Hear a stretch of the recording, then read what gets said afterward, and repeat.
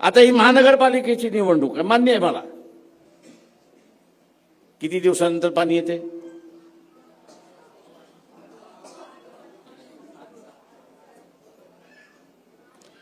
किती वर्ष अशी ही सिस्टम आहे?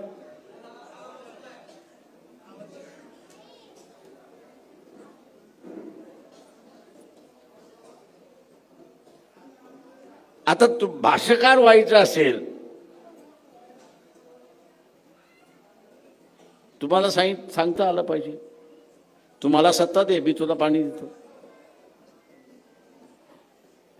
ज्यांनी 10 वर्ष नागवलं त्याला असताना पुन्हा मतदान देणार असेल तर अजून 10 वर्ष तुला नागवत बसेल. हा वस्ती पातळीपर्यंत आपण प्रचार जोपर्यंत घेऊन जात नाही, वस्ती पातळीपर्यंत आपण जो प्रचार घेऊन जात नाही, तोपर्यंत तो जो ग्रासलेला माणूस आहे,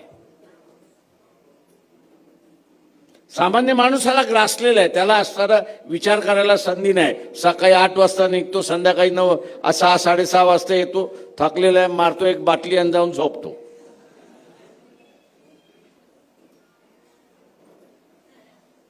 त्याला वेळच ठेवलेला नाही.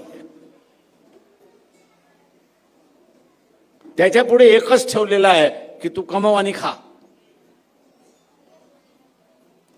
आपण जोपर्यंत या गोष्टीची जाणीव जोपर्यंत करून देत नाही, तोपर्यंत तो आपल्या बाजूने येणार नाही, हे लक्षात घ्या.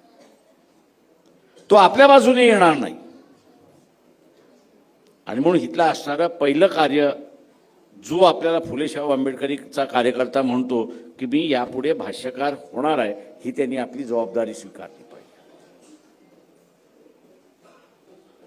आता भाष्यकार व्हायचं असेल तर मग थोडीशी प्रश्नाची जाणीव असली पाहिजे. आता हेच सोलापूर शहर, चादरीसाठी प्रसिद्ध असणारं शहर, चादरीसाठी प्रसिद्ध असणारं शहर, कापड उद्योगाचं शहर आणि जगभर नावाजलेलं शहर.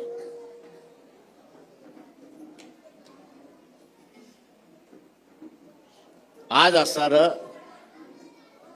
आज जे आहे तो उद्योग आपण असताना पाहिला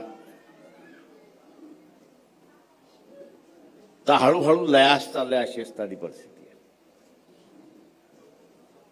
आणि त्याचं कारण आहे की महानगरपालिकेच्या पर्यंत ज्या सोयी सवलती झाल्या पाहिजेत, त्या सोयी आणि सवलती न झाल्यामुळे इतर शहर हा व्यवसाय इथला असताना खेचून घेण्यामध्ये यशस्वी व्हायला लागले, तशी परिस्थिती आहे. आणि त्याचं कारण काय? तर महानगरपालिका फक्त टेंडर पुरती मर्यादित आहे. त्या नगरसेवकाचं काम काय की टेंडर काढणं, आपला हिस्सा घेणं आणि मोकळं होणं, अशी असणारी परिस्थिती.